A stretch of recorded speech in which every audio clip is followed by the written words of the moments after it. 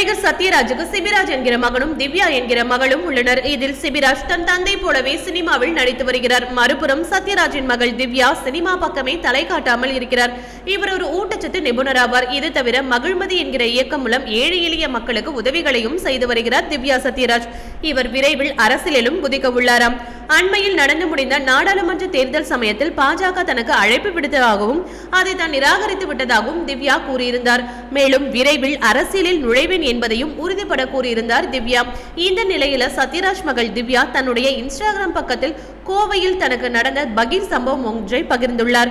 அதில் அவர் கூறியிருப்பது, என்னுடைய வளர்ச்சி பிடிக்காமல் எனது உறவினர்களை ஆள் வைத்து அடித்ததால் கோயம்புத்தூர்னாலே எனக்கு பயமாக இருக்கும். ஒரு நாள் என்னை அடிக்க காசு கொடுத்து அடியாட்களை அனுப்பினர்.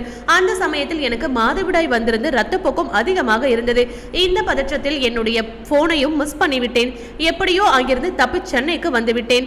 வந்த பின்பும் அந்த சம்பவத்தால் கடும் மன உளைச்சலுக்கு ஆளானேன். அப்பாவுக்கு விஷயம் தெரிந்து கடும் கோபமடைந்தார். ஆனால் என்னுடைய வாழ்க்கையில் ஆண்கள் எனக்காக சண்டையிடுவதை நான் விரும்ப மாட்டேன். நானே அதை எதிர்கொள்வேன். பாலியல் வன்கொடுமைக்கு ஆளானவர்கள் மற்றும் இலங்கையில் தமிழர்கள் எதிர்கொண்டதை ஒப்பிடுகையில் எனக்கு நடந்தது ஒன்றுமே இல்லை என்பதையும் நான் அறிவேன். ஆணவ கொலைக்காகவும் காதலர்களை பிரிப்பதற்காகவும் பெண்களை இழிவுபடுத்தவும் மதங்கள் பயன்படுத்தப்படுகின்றன. நான் கடுமையாக தாக்கப்பட்டாலும் பரவாயில்லை. இது போன்ற மதங்களுக்கு எதிராகவும் சமூகத்தில் நடக்கும் அநீதிகளை எதிர்த்து குரல் கொடுப்பேன். வாழ்க்கை அவ்வளவு எளிதானதல்ல. எனக்குள் இருக்கும் காயங்கள் இன்னும் ஆறவில்லை. இருந்தாலும் அன்புடனும் மனதில் தைரியத்துடனும் கோவைக்கு தொடர்ந்து செல்வேன். வலியான பெண்கள் அன்பு செலுத்துவதை நிறுத்த மாட்டார்கள் என பதிவிட்டுள்ளார் திவ்யா. அவரின் இந்த பதிவு பலரையும் அதிர்ச்சியில் ஆழ்த்தியுள்ளது. இது போன்ற சினிமா மற்றும் சீரியல் தொடர்பான செய்திகளை காண சினி டைம்ஸ் சேனலை மறக்காம சப்ஸ்கிரைப் பண்ணுங்க.